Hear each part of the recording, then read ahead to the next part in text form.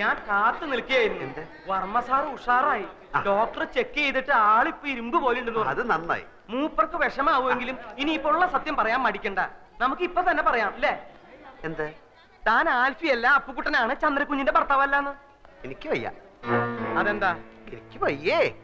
അതെന്താന്നാ ഞാൻ? എനിക്ക് വയ്യ, അത് തന്നെ. അപ്പൊ എന്താടാ നിന്റെ ഉദ്ദേശം? ഉദ്ദേശം പിന്നെ പറയാം. ഞാനാണ് ആൽഫി, ചന്ദ്രയുടെ ഭർത്താവ്. അത്രയും മനസ്സിലായോ?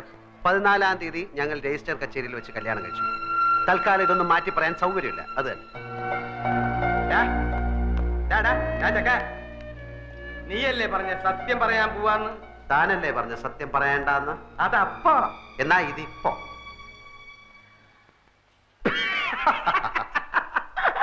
നിന്റെ ഓരോ കളികളെ ബാ നമുക്ക് പോയി പറയാം. താൻ എന്താ കിടക്കുന്നത്? അപ്പൊ നീ പറയില്ല അല്ലേ? ഇല്ല. വേണ്ടടാ, നീ പറയണ്ട. നീ ആൽഫിയല്ല, കൂൽഫിയല്ല, ഒരു തേങ്ങയല്ല, അപ്പുക്കുട്ടൻ എന്ന് പറഞ്ഞൊരു ഫ്രോഡാണെന്ന് ഞാനിപ്പോ പോയി പറയും. കോട്ടശ്ശേരി തറവാട്ടിലെ ഉപ്പും ചോറും തിന്ന് വളർന്നവനായി ഞാൻ. നിന്നെ പോലൊരു പെരട്ട നാറിയെ അവിടെ കയറി നിരങ്ങാൻ ഞാൻ സമ്മതിക്കില്ലടാ. നീ എന്താ കളിക്കുക? ഞാൻ കാണിച്ചു തരാം. ചവിട്ടി കൂട്ടി ഞാൻ പന്നി.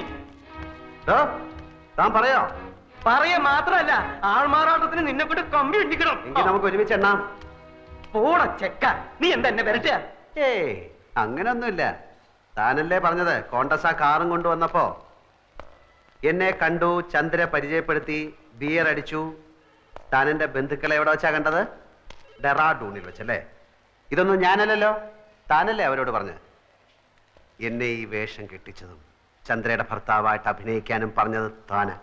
അതിന് താൻ ദിവസവും എനിക്ക് 500 രൂപ കൂലിയായിട്ട് തരുന്നുണ്ട്. കണക്കപ്പിള്ള കുറുപ്പ് സാക്ഷി. എന്നിട്ട് അങ്ങേരത് ഇത് ഏത് കണക്കിൽ എഴുതണമെന്ന് ചോദിച്ചപ്പോ അയാളുടെ അമ്മായിയമ്മയുടെ പ്രസവത്തിന് പലഹാരം വാങ്ങിച്ച കണക്കിൽ എഴുതാൻ താൻ പറഞ്ഞില്ലേ? നീ എന്തൊക്കെയാടാ ഈ പറയണേ? ഞാൻ പറഞ്ഞു കഴിഞ്ഞില്ല, താൻ മുഴുവൻ കേക്ക്. താൻ എന്നോട് പറഞ്ഞു അവള് തട്ടിപ്പോവും, അത് കഴിഞ്ഞ് താൻ ആ കിളവന് വിഷം കൊടുത്ത് കൊല്ലും, അപ്പൊ ഭർത്താവ് നിലയ്ക്ക് എനിക്ക് ആ സ്വത്ത് കിട്ടും, അപ്പൊ ഞാൻ അതിന്റെ പകുതി തനിക്ക് തരണമെന്ന്. എടാ ദ്രോഹി, നിന്റെ നാക്ക് പുഴുത്തു പോവും.